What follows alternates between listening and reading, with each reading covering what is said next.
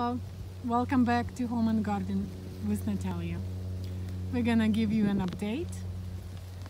What's going on with our fish pond? All right, they finished it up. Getting around with Natalia. It's taken a year to get the phase one done. Now we're on phase two. So if you come a little closer this way, watch your step there, love. Pool's got about a six-inch wall, and the base is about six to 8 inches all the way around. They've got all that tied in. They did a nice little curvature over it. Did a nice little curvature down. So again, like I said earlier, this side's going to be where the fountain's going to be, and the plants. That end over there will be the waterfall. That's cool into the pond. We'll be putting a pump in. We'll run the pump up underneath the rocks, and then we'll have a waterfall come down. This is all going to be next phase. Just get this sealed. Right now, this is phase two. We got to let it cure for about a week or so, and then we're going to cure it. We're going to seal it with a pond sealer made for specifically for fish ponds, and we're going to get that all sealed up. Once that's sealed, it needs to set for another week or so, and while it's setting, I'll be putting dirt and gravel in around it, get some dirt and gravel delivered, put the French drain in, and then we'll have to get our rocks delivered, and we'll have to start construction on the waterfall, and then the aesthetics around the pond. And once we get done with that, then we'll start doing the landscaping. So hopefully by the end of the summer, we'll have it all done. It'll all look good. So about 3 more phases we got to go through. Phase 3 is the ceiling.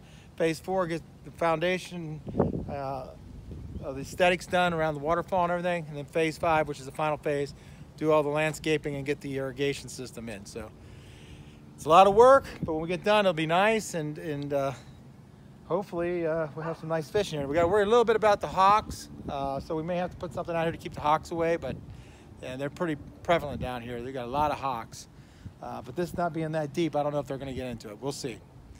Anything else, love, would you like to cover? Nah, we're just gonna look around a little bit. Okay. So look how it is looking. That's really look like a real pool.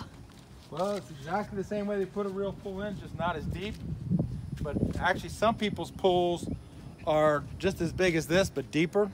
I was talking to the young man that was working here. He said he's worked there 4 years, and it's the first pond they've done in years. But they used to do all kinds of ponds like this down here over the years. So, you know, it's not that uncommon. He also said this material here is better than what they're doing with the old stout pools. This material is much harder and much more crack resistant. So, should be a lot better off in the long run. It will take a while for it to fully cure, but they recommend waiting a week before I seal it, because you gotta let that crust, the outer crust, cure. And what happens with concrete, it takes almost 100 years for some concrete. The dam at Hoover Dam, if you've ever been there, that's still not cured. But a pool like this will take about 25, 30 years to fully cure. But in the first week, it'll be cure enough and crust enough you can get down inside of it and do what you gotta do. So, Interesting. very interesting. You know, it's a unique way of doing it. If you watch the videos, you'll see that it was very rapid. They had a lot of people here, a lot of people moving, a lot of people doing different things. They were changing out jobs, so they keep things moving. And literally, it took them from the time they showed up, got out of the trucks, and got done 2.5 hours to do all this work. If I did this myself, it would take days, and it would not look near weeks, probably. Yeah. Would not look nearly as nice as this, and would have cracks in it and have all kinds of problems. So this was a good investment. I looked at my options to do this versus a plastic liner, and the plastic liner was about $4,000 and only lasted about 5 years. This cost me $4,000 and it'll last for a lifetime. So this also increases the property value 3 or 4 times what my investment is going to be when I'm done. So my recommendation, if you're going to do one, depending on the size and how long you plan on staying there, what your longevity is. I have done them with the liners before, and they're very nice. But this size of pool with the pond with the liner is going to cost you a lot with not that much return on investment. So I would make a recommendation to go this route, considering the cost. And then, like I said, by the time I get all said and done, it'll be a little bit more than the liner, but at the same token, a lifetime, that's going to be, you know, 25, 30 years versus 5 years. So We figure if we can't get the fish in here, we'll just use this as a kiddie pond while the adults are in the backyard. So that's about they it. would delight with it. Yeah, so that's kind of what we're going to do next. Is we're going to just kind of clean it up, and I'm leaving these supports here. And the reason I'm going to leave the supports here is I'm going to put gravel. I'm going to put gravel around them, and then I'm going to put big rocks on top of them. So I'm going to use them as a support and help keep the gravel contained so it doesn't wash away too. So that's the intent. So it really does look a pool. Looks like a real pool, doesn't it? Yeah, it does. And again, it's still about 30. It's probably now about 30 inches down on that end, and it's probably close to about 18 to 20 inches on this end. Typical quarry pond runs anywhere from 18 to 36 inches, so we're right in that zone. As you can see, there's shade on this side, no shade on that side. So that's why we're going to put the plants down here so the fish can come down here and cool off. Hold on a second, where are you going to put plants? Plants are going to be down on this end. On this end? Yeah, where the fountain's going to be.